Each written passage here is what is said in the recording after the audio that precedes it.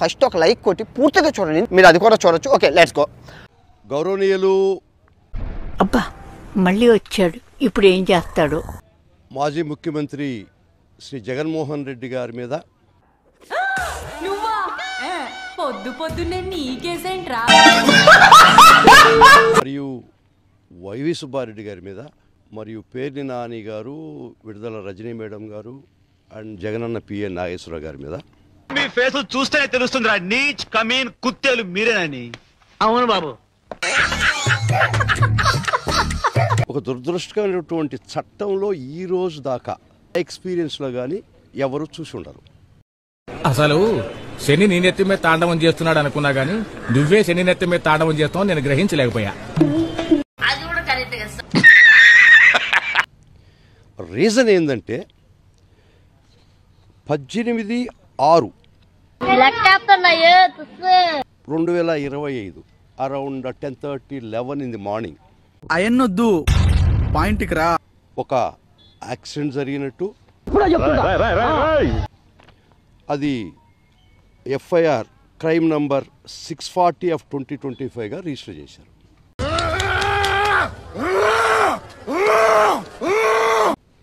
గుర్తు తెలియనటువంటి car vehicle ద్వారా బండి ద్వారా యాక్సిడెంట్ జరిగిందని రిజిస్టర్ అయింది. చెప్పారు ఎవరో చెప్తే నమ్ముతా నేను, వాళ్ళే చెప్పారు. జగన్మోహన్ రెడ్డి గారు ప్రయాణిస్తున్నటువంటి కారు కాదు, వేరే కారు అని చెప్పడం జరిగింది. అదెవరు చెప్పారు? అదెవరో చెప్తే నమ్ముతా నేను, వాళ్ళే చెప్పారు. కార్ డ్రైవర్ను కూడా నాకు తెలిసినంత వరకు అరెస్ట్ చేసి స్టేషన్ బెయిల్ ఇవ్వడం కూడా జరిగింది.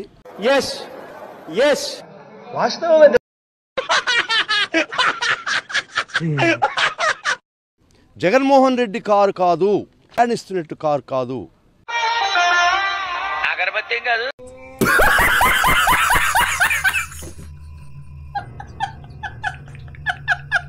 దీనిలో రాజకీయ శక్తులు జొరబడి జగన్మోహన్ రెడ్డి గారిని బదనాం చేయాలన్నటువంటి పరిస్థితి తీసుకురావడం జరిగింది.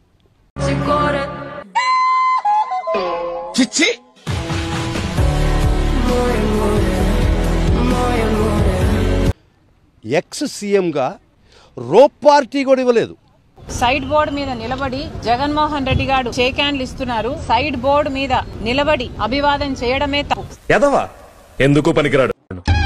కరెక్ట్, ఇది కరెక్ట్ గా చెప్పేవాడు.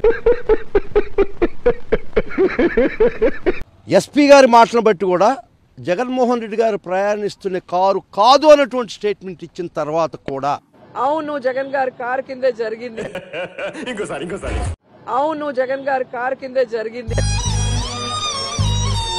నేను ఒక సన్నాసిని, నా వెనక 30 మంది సన్నాసులు మీరు.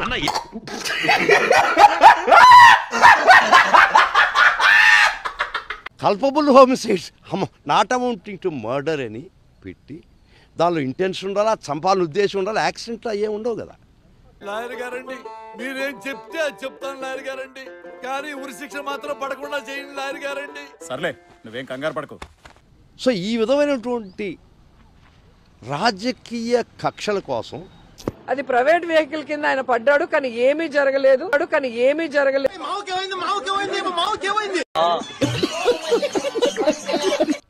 దీనిలో రాజకీయ శక్తులు జొరబడి జగన్మోహన్ రెడ్డి గారిని బదనాం చేయాలన్నటువంటి పరిస్థితి తీసుకురావడం జరిగింది.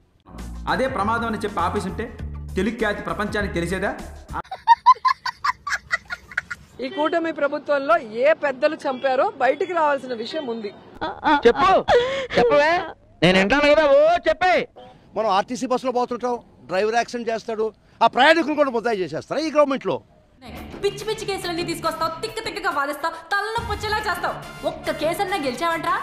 ఇక లాస్ట్ కి ఒక ఏఐ వీడియోని తీసుకొచ్చి గ్రాఫిక్స్ వాడి పింపుల్స్ నిజంగా చూసుకుంటే జగన్మోహన్ రెడ్డి కారు కాదు.